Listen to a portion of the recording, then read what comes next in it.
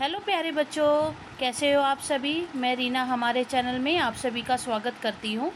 और जैसा कि आप सब जानते हैं कि मैं 6 क्लास से लेकर के 12th क्लास की जो हिंदी है उसको मैं आप सभी को पढ़ाऊँगी। तो चलिए बिना किसी देरी के हम अपनी क्लास को शुरू करते हैं। आज का जो हमारा विषय रहेगा वो कक्षा 6 का जो बसंत भाग 1 है उसका जो पहला पाठ है वह चिड़िया जो एक कविता है उसको आज हम पढ़ेंगे। इससे पहले वाली जो कक्षा थी उसमें मैंने आप सभी को यह जो कविता है वह चिड़िया इसको व्याख्या सहित आप सभी को पढ़ाया था।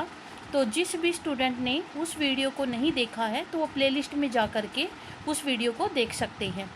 तो आज जो है हम इस कविता के जो अंदर कठिन शब्द आए हैं उनको जानेंगे, उन शब्दों का अर्थ जानेंगे। साथ ही इस कविता के जो प्रश्न उत्तर हैं उनको हम करेंगे। और परीक्षा के अंतर्गत जो कविताओं के पैरे दे दिए जाते हैं और उनसे प्रश्न पूछे जाते हैं तो उनको भी हम आज करेंगे। तो चलिए पहले जो है कविता में जो कठिन शब्द आए हैं उन शब्दों के अर्थों को हम जान लेते हैं। तो इसके अंतर्गत जो शब्दार्थ दिए गए हैं तो पहला जो शब्द है वो क्या है, जुंडी। तो जुंडी का अर्थ क्या होता है, ज्वार बाजरे की बालियाँ। रुचि का अर्थ क्या होता है, चाहत या पसंद जो है, ये इसका अर्थ होगा। रस का अर्थ होता है आनंद। संतोषी का अर्थ होता है धीरज वाली या धैर्य रखने वाली। अन्न का अर्थ होता है अनाज। कंठ का अर्थ क्या होता है, कंठ का अर्थ होता है गला। वन किसको कहते हैं, तो वन कहते हैं जंगल को। उसके आगे हमारा जो अगला शब्द है वो कौन सा है, तो रस उडेलकर। तो रस उडेलकर का क्या अर्थ है, बहुत ही मीठे स्वर में, मुँह बोली चिर परिचित जिसको हम जानते हों। विजन का अर्थ क्या होता है, विजन का अर्थ होता है एकांत या सुनसान कोई जगह होती है तो उसको हम विजन कहेंगे, या वन को भी हम विजन कहेंगे। चढ़ी हुई नदी का अर्थ क्या होता है, जल से भरी हुई या उफनती हुई नदी। जब नदी में बाढ़ आती है तो वो अपने स्तर से ऊंची बहती है तो उसको हम क्या कहेंगे, जल से भरी हुई या फिर उफनती हुई नदी, तो उसको हम चढ़ी हुई नदी भी बोलते हैं। टटोल का अर्थ का क्या होता है, खोज कर। गर्वीली किसको कहेंगे, गर्वीली या गर्व या अभिमान से भरी हुई को हम क्या कहेंगे, गर्वीली कहेंगे। तो ये जो थे हमारे कठिन शब्द थे। अब इस कविता में जो प्रश्न हैं उनको हम देख लेते हैं। पहला प्रश्न है, तुम्हें कविता का कोई और शीर्षक देना हो तो क्या शीर्षक देना चाहोगे, उपयुक्त शीर्षक को चुनो। ये वह चिड़िया जो इस कवि ने इस कविता को शीर्षक दिया है, तो इस कविता को आप और क्या शीर्षक देना चाहते हैं, कोई क्या नाम देना चाहते हैं, आप अपने अनुसार बताएंगे। तो इसका उत्तर क्या हो सकता है, तो इस कविता का शीर्षक क्या हो सकता है, नन्ही चिड़िया हो सकता है, मुँह बोली चिड़िया हो सकता है, गर्वीली चिड़िया हो सकता है। जो कविता में उस चिड़िया के लिए जो शब्द प्रयोग हुए हैं उनको भी हम ले सकते हैं। जैसे संतोषी चिड़िया हम शीर्षक दे सकते हैं। तो इस तरीके से हम जो है अन्य नाम भी दे सकते हैं कविता को। आगे का जो हमारा प्रश्न है उसको देखते हैं। अगला प्रश्न क्या है, इस कविता के आधार पर बताइए कि चिड़िया को किन किन चीज़ों से प्यार है। जैसे कि हमने कविता पढ़ी थी तो उस कविता को पढ़ने के बाद हमें क्या पता लगा था कि कविता को अनाज से यानी कि अन्न से प्यार है, क्योंकि वो जुंडी के जो ज्वार के दाने हैं जो दूध से भरे हुए हैं उनको क्या करती थी, पसंद से, रुचि से, आनंद से, मज़े ले लेके खाती थी। उसको वन बाबा से बहुत प्यार था, क्योंकि वो उनके लिए मीठे स्वर में जो है क्या करती थी, गीत गाती थी। और उसको जो है सुनसान जगह में रहना पसंद था, एकांत में रहना पसंद था, चढ़ी नदी का जल उसको बहुत पसंद था। तो इस तरीके से हम लिख सकते हैं। तो देखिए इसका उत्तर क्या हो सकता है कि कविता को से ज्ञात होता का अर्थ, ज्ञात का मतलब क्या होता है, पता चलता है। ठीक है, तो कविता से हमें ज्ञात होता है, या हम लिख सकते हैं कविता से हमें पता चल रहा है कि उसे किससे, अन्न यानी कि अनाज से, विजन यानी कि एकांत से, और नदी से प्यार है। वह दूध भरे जो ज्वार बाजरे के जो दाने हैं उसको चाव से यानी कि रुचि से, आनंद से उसको खाती है, स्वाद ले लेके उसको खाती है। सुनसान जंगल में एकांत में वह उमंग से गाती है, मतलब खुशी से गाती है, मीठे स्वर में गाती है। तो इस तरीके से हम कह सकते हैं।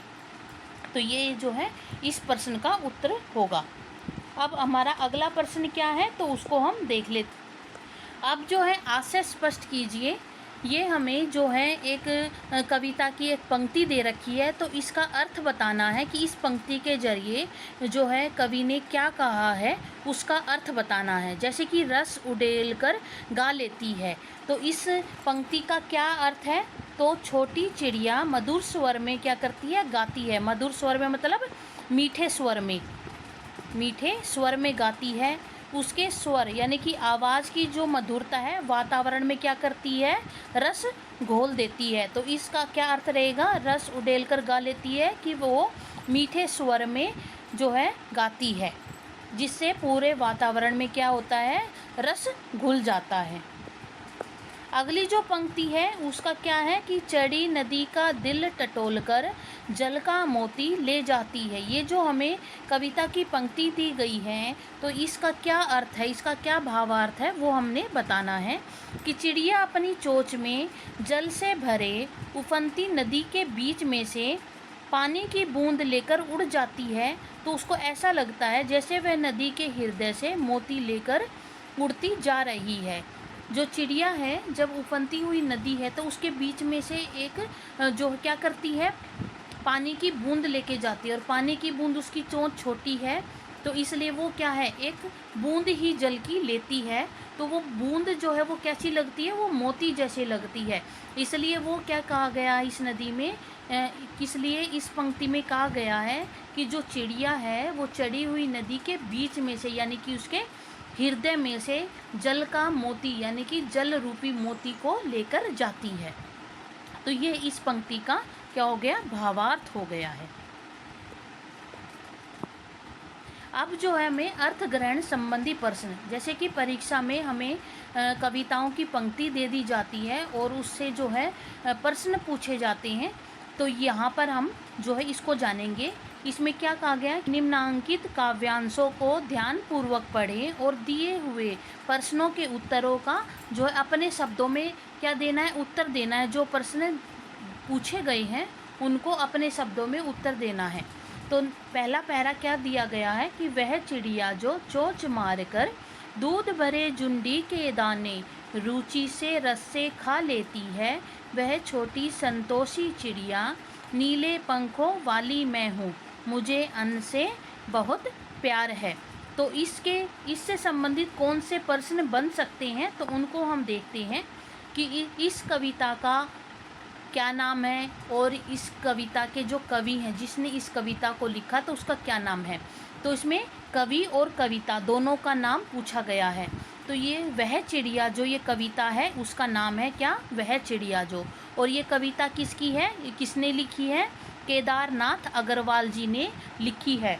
तो कवि का क्या नाम है? कवि का नाम है केदारनाथ अग्रवाल और कविता का नाम क्या है? वह चिड़िया जो। वह चिड़िया जो ये क्या है? कविता का नाम है। दूसरा प्रश्न क्या पूछा गया है कि चिड़िया रुचि से क्या खाती है। तो इसका उत्तर क्या रहेगा? चिड़िया दूध भरे एवं अध पके। अध पके का मतलब क्या होता है? जो पूरा पका हुआ ना हो। क्या? पूरा पका हुआ न हो। जो पूरा पका हुआ न हो तो वो उसको क्या कहेंगे? अध पका, जो पूरा पका हुआ नहीं है। ठीक है। तो चिड़िया दूध भरे एवं अध पके ज्वार बाजरे की बालियों के दाने रुचि से यानी कि मन से खाती है। ये दाने उसे बहुत ही स्वादिष्ट लगते हैं, बहुत ही अच्छे लगते हैं। ठीक। तो इस प्रश्न का ये उत्तर हो जाएगा। इससे संबंधित और कौन से प्रश्न पूछे जा सकते हैं तो वो क्या है? चिड़िया स्वयं को संतोषी क्यों कह रही है। ये आई थी ना पंक्ति कि वह चिड़िया जो चिड़िया स्वयं को संतोषी क्यों कह रही है। तो इस प्रश्न का उत्तर क्या होगा कि अन्न के थोड़े से दाने से जो चिड़िया है वो क्या होती है? संतुष्ट हो जाती है। थोड़े से दाने उसके लिए काफ़ी हैं, पर्याप्त है, उसको ज़्यादा दानों की लालसा नहीं है, वो थोड़े से दानों में ही संतुष्ट हो जाती है, उसका पेट भर जाता है। वह उन्हें ही मन से खाती है, यानी कि क्या करती है, खुश होकर उन दानों को खाती है और वो किसी से शिकायत भी नहीं करती है। यही कारण है कि वह स्वयं को क्या कह रही है, वह स्वयं को संतोषी कह रही है। तो इसका उत्तर जो है किस प्रकार से लिखेंगे कि अन्न के थोड़े से दाने चिड़िया के लिए क्या है, पर्याप्त है। पर्याप्त के जगह आप काफ़ी शब्द भी लिख सकते हो, क्या है, काफ़ी है। वह उन्हें ही मन से खाती है और किसी से शिकायत भी नहीं करती है। यही कारण है कि वह स्वयं को क्या कह रही है, संतोषी कह रही है।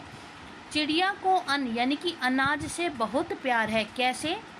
अन्न यानी कि अनाज से चिड़िया का क्या होता है, पेट भर जाता है, उसे किसी और चीज़ की आवश्यकता ही नहीं होती, किसी और चीज़ की ज़रूरत नहीं होती, इसलिए उसे अनाज से क्या है, प्यार है। अगला प्रश्न है कि इस पंक्तियों में जुंडी और संतोषी ये दो शब्द आए हैं, तो इनका क्या अर्थ होता है। जुंडी का अर्थ क्या होता है, जुंडी का अर्थ है ज्वार, बाजरा, इनकी बालियाँ। और संतोषी का अर्थ क्या है, संतोष कर लेने वाली, उसको क्या कहेंगे, संतोषी कहेंगे। अब हमारा अगला पैरा क्या है कि वह चिड़िया जो कंठ खोलकर बूढ़े बन बाबा की खातर रस उड़ेलकर गा लेती है, वह छोटी मुँह बोली चिड़िया नीले पंखों वाली मैं हूँ, मुझे विजन से बहुत प्यार है। तो इस पैरे में कौन कौन से प्रश्न पूछे जा सकते हैं, तो उसको हम देखते हैं कि सबसे पहले तो कवि और कविता का नाम पूछा गया है। तो इसमें कवि का क्या नाम है, कवि का नाम है केदारनाथ अग्रवाल, और कविता क्या है, कविता है वह चिड़िया जो। अब अगले प्रश्न को देखते हैं कि चिड़िया बूढ़े वन बाबा के नाम से किसे बुलाती है। किसको बूढ़े वन बाबा कहा है चिड़िया ने, तो उसको हम क्या कहेंगे कि चिड़िया जो पुराना जंगल है जहाँ पर वो रहती है, तो उसको उसने क्या कहा है, बूढ़े वन बाबा कह कर के पुकारा है। तो चिड़िया पुराने जंगल को बूढ़े वन बाबा के नाम से क्या करती है, बुलाती है। चिड़िया कैसे गाती है, अगला प्रश्न है हमारा, चिड़िया कैसे गाती है। तो इसका उत्तर क्या होगा, चिड़िया कंठ खोलकर, कंठ खोलकर यानी कि अपने गले को खोलकर, और रस उड़ेलकर यानी कि पूरे रस के साथ, पूरी मधुरता के साथ और आनंद से वो जो है गाती है, अर्थात उच्च स्वर में और मधुर यानी कि मीठा जो गीत है वो गाती है। अगला प्रश्न है कि चिड़िया किसके लिए गाती है। तो चिड़िया किसके लिए गाती है, चिड़िया अपने बूढ़े वन बाबा के लिए गीत गाती है। अगला प्रश्न है कंठ और विजन, ये दो शब्द आए हैं, तो इनका क्या अर्थ होता है। कंठ का अर्थ क्या है, कंठ का अर्थ है गला, और विजन का अर्थ है एकांत या फिर जंगल भी इसको हम कह सकते हैं। तो इसके दो अर्थ हो गए, एकांत और जंगल, किसके, विजन के। अगला है पहरा हमारा कि वह चिड़िया जो चोंच मारकर चढ़ी नदी का दिल टटोलकर जल का मोती ले जाती है, वह छोटी गर्बीली चिड़िया नीले पंखों वाली मैं हूँ, मुझे नदी से बहुत प्यार है। तो इस पहरे में कौन कौन से प्रश्न हैं, तो उनको भी हम पढ़ते हैं। सबसे पहला प्रश्न है कवि और कविता का नाम। तो कवि का क्या नाम है, कवि का नाम है केदारनाथ अग्रवाल, और कविता का नाम है वह चिड़िया जो। अब हम अपने अगले प्रश्न को देखते हैं। हमारा अगला प्रश्न है चिड़िया चोंच मारकर कौन कौन से काम करती है। तो चिड़िया चोंच मार के क्या क्या काम करती है, तो वो क्या करेगी, दाना चुगती है, चोंच में जल का मोती जो है यानी कि जल भरकर लेके जाती है, और अपने शरीर में खुजलाती भी है। जब उसको खुजली होती है तो क्या करती है, चोंच से ही तो खुजलाती है। तो चिड़िया चोंच से क्या क्या काम करेगी, चिड़िया चोंच मारकर दाना चुगती है, चोंच में जल भरकर लाती है, तथा अपने शरीर की खुजली भी करती है, यानी कि अपने शरीर को खुजलाती भी है। अब अगला प्रश्न है चिड़िया स्वयं पर गर्व क्यों कर रही है, यानी कि उसको स्वयं पर गर्व क्यों है। तो इसका उत्तर क्या होगा? चिड़िया जल से भरी हुई उफनती नदी से भी पानी की बूंद चोंच में भरकर ले जाती है। अपने इस साहसिक कार्य के लिए उसको क्या है? अपने आप पर गर्व है, स्वयं पर गर्व है। अगला प्रश्न क्या है? तो अगला प्रश्न है, चिड़िया किससे प्यार करती है? तो चिड़िया किससे प्यार करती है? चिड़िया अनाज से यानी कि अन्न से प्यार करती है, चिड़िया वन से प्यार करती है, नदी से प्यार करती है। तो ये सब आएगा कि चिड़िया को अन्न यानी कि अनाज से, वन एकांत से और नदी से प्यार है। अब जो है हमें नदी के पर्यायवाची शब्द लिखनी है कि नदी शब्द के 2 पर्यायवाची शब्द लिखे तो कौन कौन से होते हैं? नदी को क्या कहेंगे? पर्यायवाची शब्द होते हैं कि उसी शब्द को हम और कौन से शब्द से बोल सकते हैं। जैसे नदी को हम सरिता भी कहते हैं, टटनी भी कहते हैं, शैलजा भी कहते हैं और तरंगनी भी कहते हैं। तो ये जो शब्द हैं सरिता, टटनी, शैलजा और तरंगनी, ये नदी शब्द के क्या हैं? ये नदी शब्द के पर्यायवाची शब्द हैं।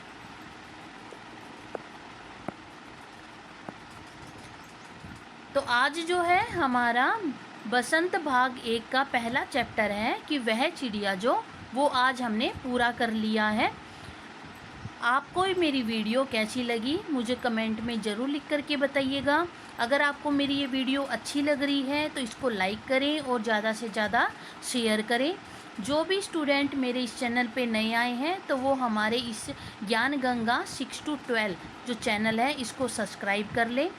साथ ही साथ बेल के बटन को दबा करके ऑल के बटन को भी प्रेस कर ले, ताकि मैं जो भी नई वीडियो डालूँ उसका नोटिफिकेशन आप सभी तक सबसे पहले पहुँचे। और जो भी स्टूडेंट ये जो आज मैंने क्वेश्चन आंसर पढ़ाए हैं या कल की जो वीडियो थी जिसमें मैंने व्याख्या सहित उस कविता को पढ़ाया था, अगर उसका पीडीएफ चाहते हैं, पीडीएफ फॉर्म में चाहते हैं तो वो जो है मेरे टेलीग्राम चैनल को ज्वाइन कर ले। तो मैं वहाँ पर भी ये पीडीएफ है वहाँ पर डाल दूँगी, तो आप वहाँ से उसको डाउनलोड कर सकते हैं। तो चलिए कल जो है हम अपनी दूसरे पार्ट को लेकर के आएंगे। तब तक के लिए धन्यवाद। Take care, bye bye.